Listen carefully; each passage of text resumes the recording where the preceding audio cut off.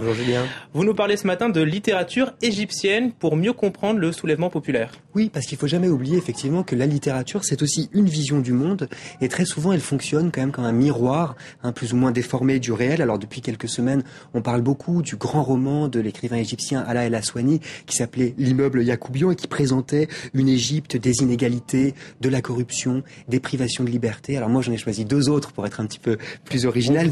Deux autres livres qui me paraissent aussi un peu plus représentatifs de la littérature contemporaine égyptienne aujourd'hui. Le premier, c'est un livre de Khaled Al-Ramissi qui s'appelle Taxi et qui a été publié chez Actes Sud il y a 2 ans. Et c'est un livre en rapport avec l'actualité. Oui, en fait, c'est ça, c'est un petit livre qui a été publié en 2007 en Égypte, qui a été un immense succès, mais vraiment dans le monde entier. Il est traduit en anglais, c'est aussi pour ça que j'en parle ici sur France 24. En fait, c'est quoi ? C'est 58 conversations entre le narrateur-auteur et des chauffeurs de taxi du Caire sous le règne de Moubarak. Et en fait, ce sont des petites scénettes qui sont souvent très drôles et qui dressent en fait une sorte de radiographie de la corruption, de la misère, de la brutalité de la police.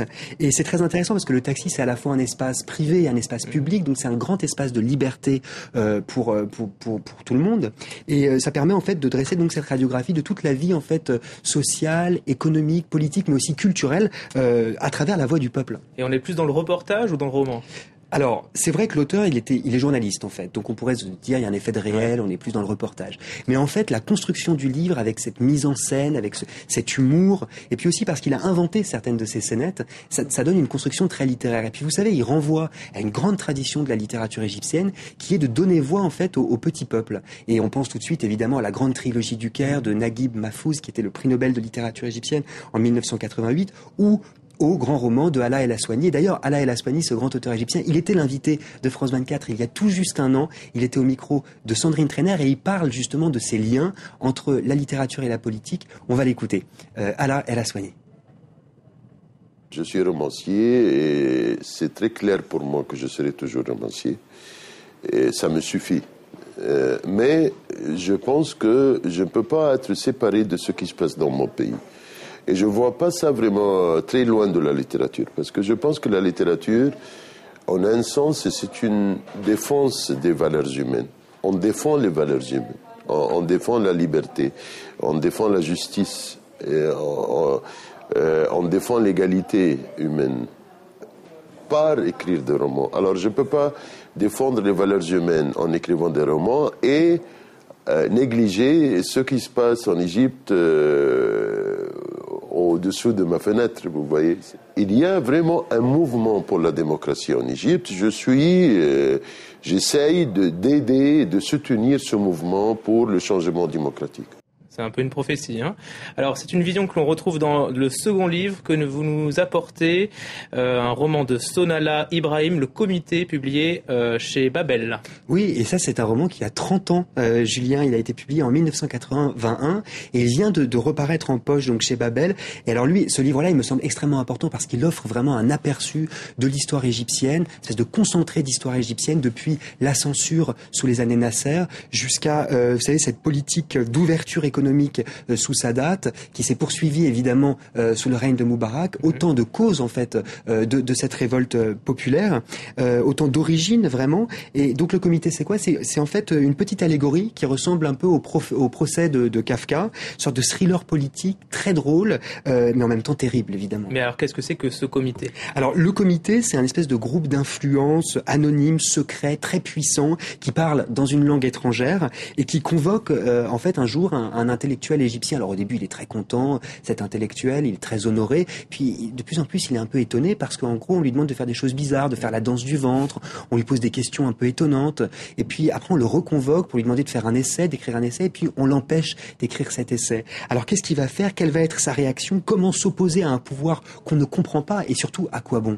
Alors en tout cas, il y a une revendication qui apparaissait déjà il y a 30 ans. Oui, et si j'ai choisi ces 2 livres, vous voyez, c'est pour montrer comment la littérature est à la fois fois un miroir en fait de la société, mais aussi comme elle est en avance sur son temps. Et ce sont deux livres qui prévoient véritablement la révolte. Et puis d'un point de vue littéraire, il me semble aussi extrêmement intéressant parce qu'ils sont extrêmement brefs, avec beaucoup d'humour noir. Ce sont des livres qui sont aussi dans l'éternel questionnement. Et à mon avis, qu'est-ce qu'ils nous disent ces deux auteurs? Qu'on est très loin du grand roman, vous savez, réaliste du 19e siècle, ou du roman d'ailleurs qu'avait utilisé Naguib Mahfouz. Là, on est vraiment dans un autre type de littérature, dans une ère du soupçon. Et je pense que c'est intéressant de montrer que ces deux livres, justement, montrent une sorte de révolution littéraire en même temps qu'il y a un soulèvement populaire. Il y a une sorte de soulèvement littéraire qui me paraît aussi intéressant. Merci Augustin pour cette chronique égyptienne. On rappelle donc les deux livres, Taxi de Khaled Al-Khamisi et Le Comité de Sonala Ibrahim. On retrouve la semaine prochaine. Bien sûr. Voilà.